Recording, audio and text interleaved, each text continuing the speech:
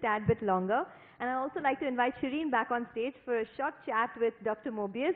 And in a bit, we'll also try and get some questions from the audience, so that should be fun as well. But first, a short chat with Dr. Mobius. Please. Well, right here, sir. Thank you very much for that very sort of extensive conversation on what's happening in emerging markets, China and India. Before I talk to you about all of that, may I ask you a question? When we had Warren Buffett here in India a couple of years ago, and I was interviewing him, and I said, you know, what is the one thing that you brought with you on the plane to India? And he said, a plane full of cherry cola. So what is the secret of your eternal youthfulness? Thank you very much. Eating the local food. What have you sampled here in India? Well, just today, my favorite is naan and dal. Naan and dal? That's my your favorite? Yeah? So every but time? I have everything. I love your sweets, which is not very good in the long term, but Indian sweets are incredible.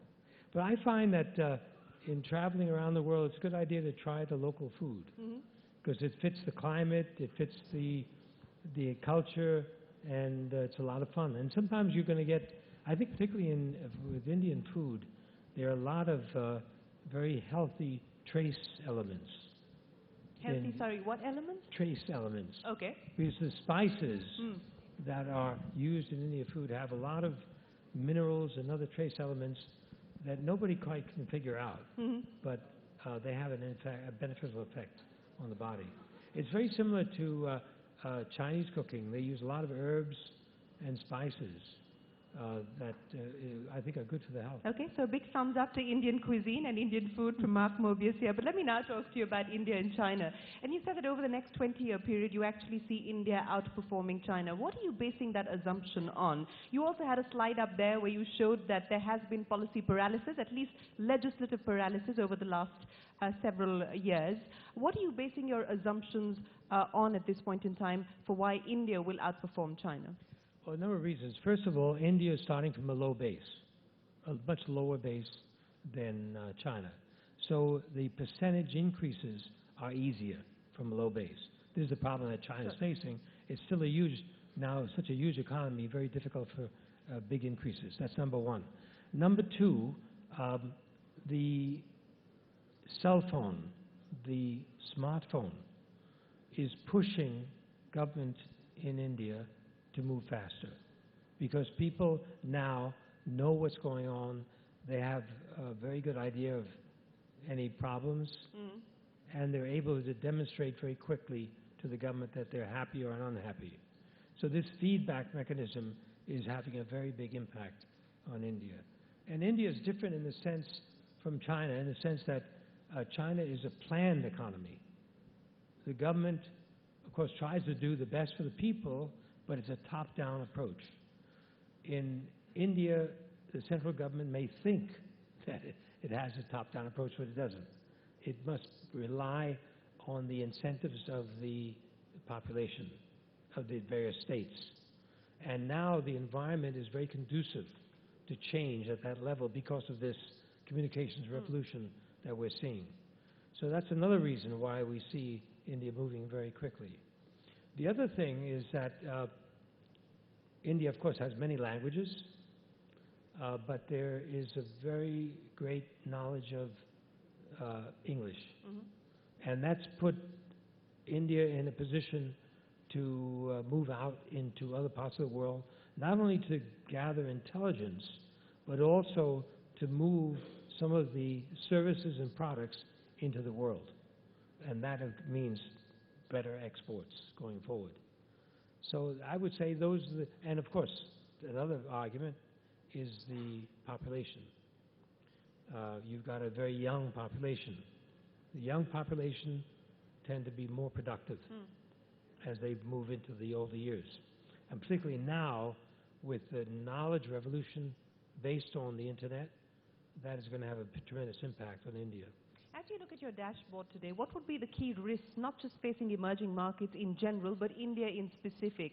And I ask you this in the context of the windfall gains that India is enjoying today on account of crude prices coming off and coming off as sharply as they have.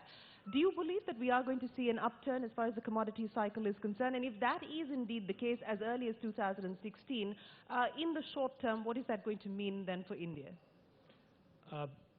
I believe that eventually, maybe as early as next year, commodity prices will begin to recover. They will not be a rapid recovery, but you're going to see a bottoming out, let's put it that way. Because we're now in a position where supply-demand will require more supply, number one. And number two, because in all these commodities, demand continues to rise. It's not a matter of demand going down.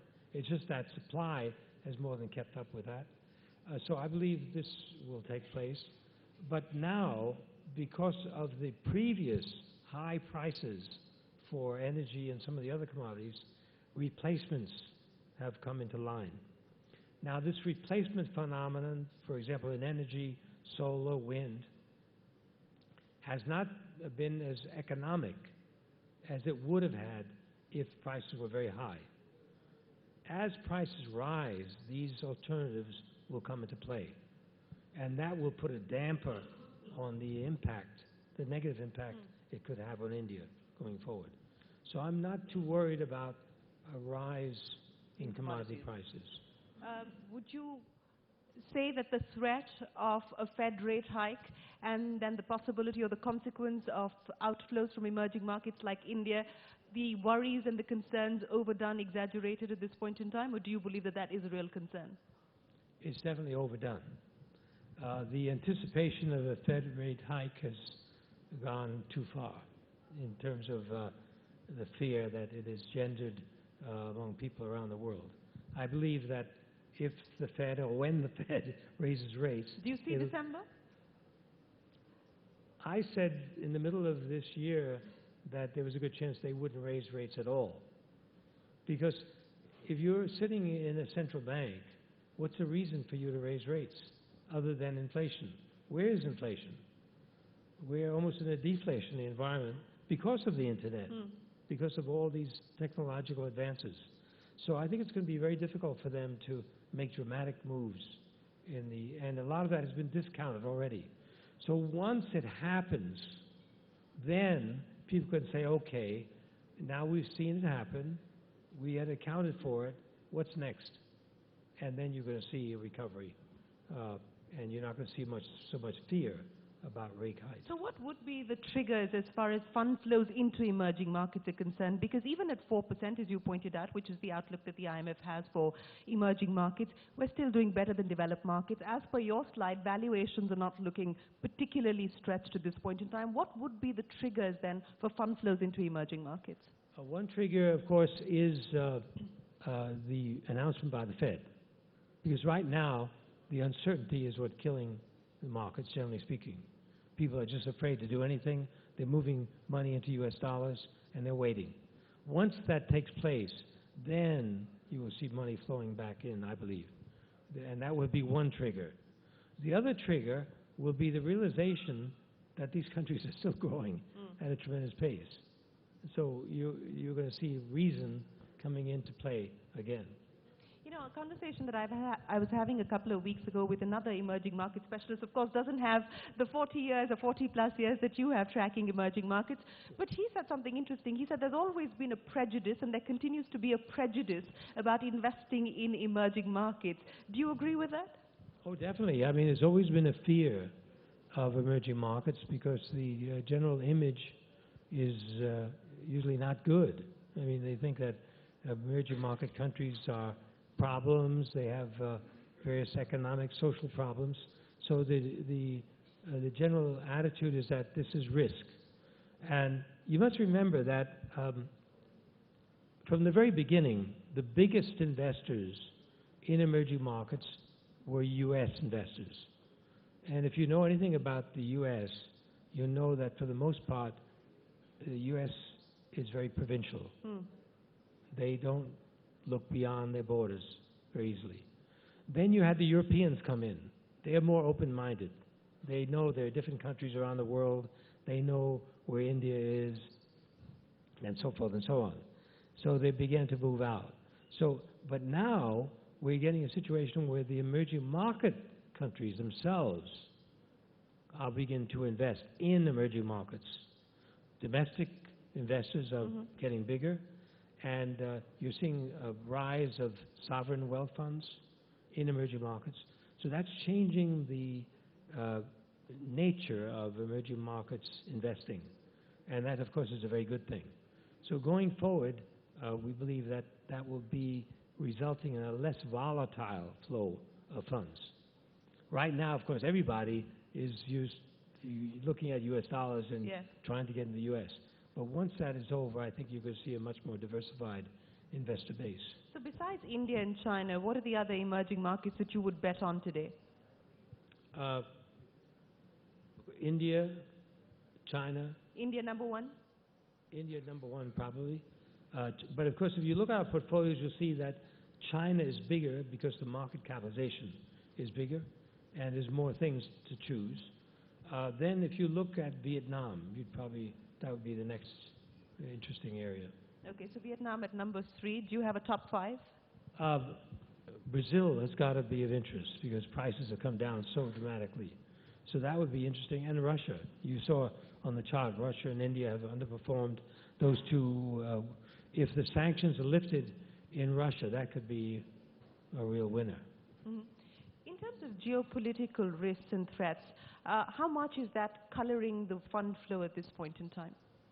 It colors it very much because people read the newspapers, they see what's happening in Europe with Ukraine, they see what's happening in Brazil, and they are affected. Their thinking is affected on how they will invest. There's no question about that. As far as India is concerned, and you spoke about some disappointment over the pace of reforms, whether the Prime Minister has been able to deliver on the promise that he held out when they came to office and so on and so forth. You know, as a long-term India watcher, as a long-term India investor, how would you truly assess the performance over the last 18 months? Over the last 18 months, of this government? I think it's been outstanding when you look at it. I mean, if you look at emerging markets generally, India has been a standout in terms of performance.